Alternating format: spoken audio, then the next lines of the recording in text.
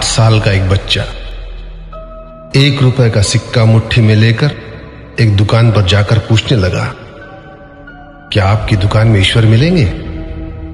दुकानदार ने यह बात सुनकर सिक्का नीचे फेंक दिया और बच्चे को निकाल दिया।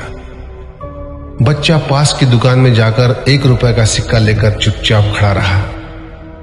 ए लड़के, 1 रुपए में तुम क्या चाहते हो? मुझे ईश्वर चाहिए, आपकी दुकान में है? दूसरे दुकानदार ने भी भगा दिया, लेकिन उस अबोध बालक ने हार नहीं मानी। एक दुकान से दूसरी दुकान, दूसरी से तीसरी, ऐसा करते करते कुल 40 दुकानों के चक्कर काटने के बाद एक बूढ़े दुकानदार के पास पहुंचा।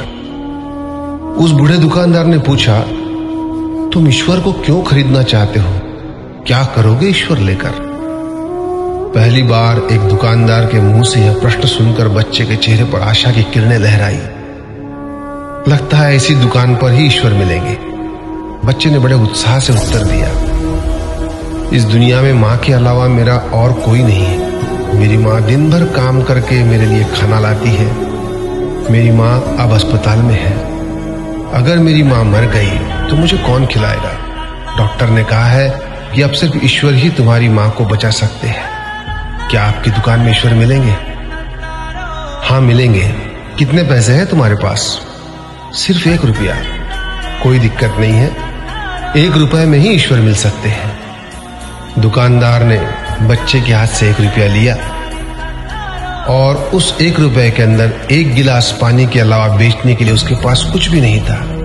इसलिए उस बच्चे को फिल्टर से 1 गिलास पानी भरकर दिया और कहा, यह पानी पिलाने से ही तुम्हारी मां ठीक हो जाएगी।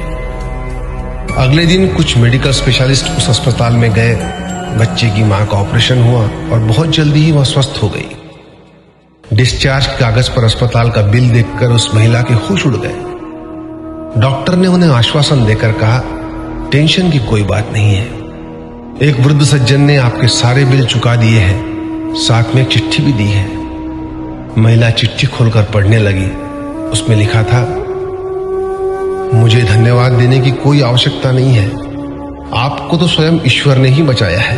मैं तो सिर्फ एक जरिया हूं। यदि आप धन्यवाद देना ही चाहती है तो अपने अबोध बच्चे को दीजिए, जो सिर्फ 1 रुपए लेकर ना समझो की तरह ईश्वर को ढूंढने निकल पड़ा।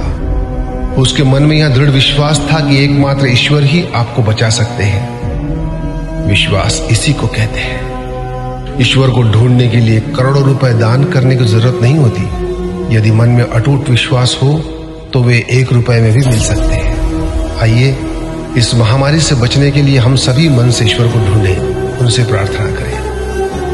आपका दिन शुभ हो।